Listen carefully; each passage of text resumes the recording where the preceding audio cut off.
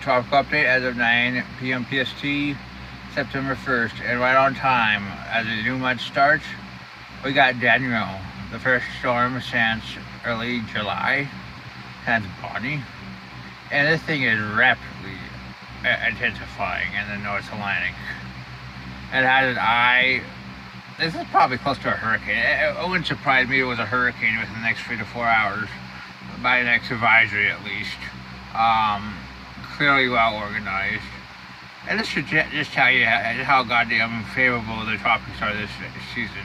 I mean, very unfavorable. When you see these high latitude systems, this is like 86, 87,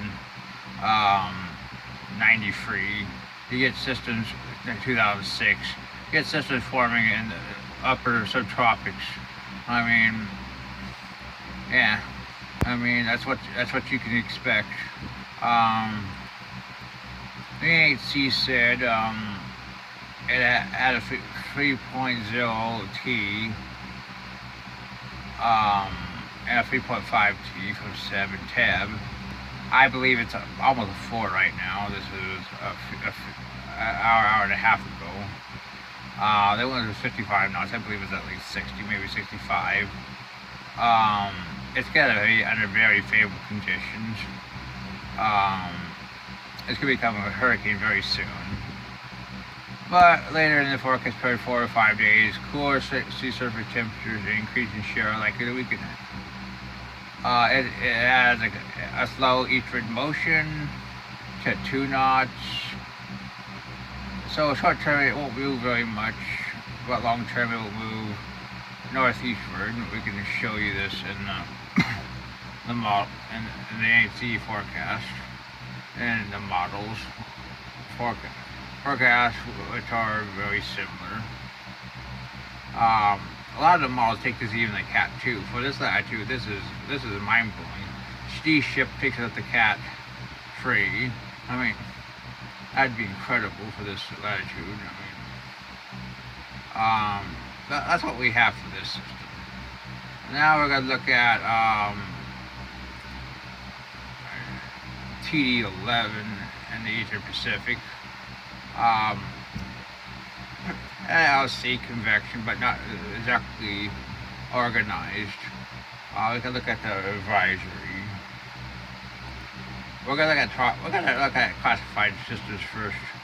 I mean, has 3 knot winds based on 7 TEF. It peaks at 45 knots in 36 hours. And it should stay off Mexico.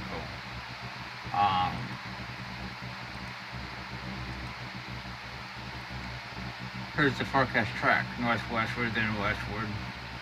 This is in line with the models.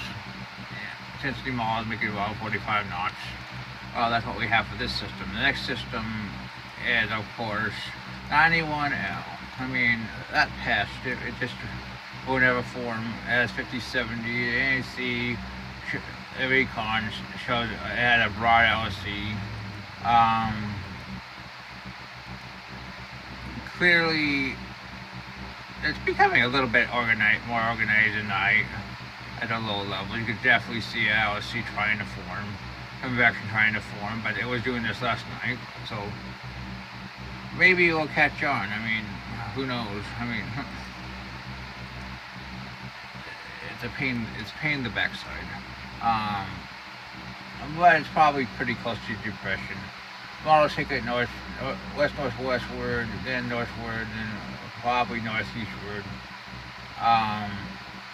Once it gets out, like I said, once it gets above 25 to 30 north, it finds better conditions, and it could become a hurricane. I mean, like I keep saying, I mean, this season is certainly very unfavorable in the tropics. Lastly, let's see. We could show you 94. That's a pretty decent LSC, but this latitude, it doesn't have all that much chance of formation. NAC only goes 10%.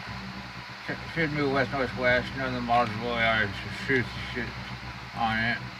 We got our East Pacific Citizen Saturday, 93. At LC, but very low convection. This system is the one being watched, moving close to the Mexico in about 5 days.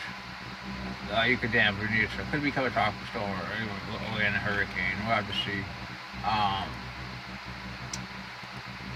Okay, let's look at the operation of GFS. There's 48 hours. You see both systems. Here's 72 hours. Here's 93E. There's 91. Clearly, maybe a borderline hurricane based on the GFS. Danielle is clearly really powerful. 96 is as far out as Muggle at the current time. You got probably Earl in general. Both hurricanes. I mean, ECMWF, which was a much weaker 91L, really powerful for Danielle. CMC got out to 84 hours. We got 93E, 91L, and Danielle. And Icon. At 84 hours, it shows the free systems. Let's go out to 120. 156. It actually strengthens this. It actually strengthens 91 out in case it's well westward. I think chances of making the United States landfall is very low right now. Probably around 10%. It almost certainly will be curved. But it's always worth watching. That's your truck update.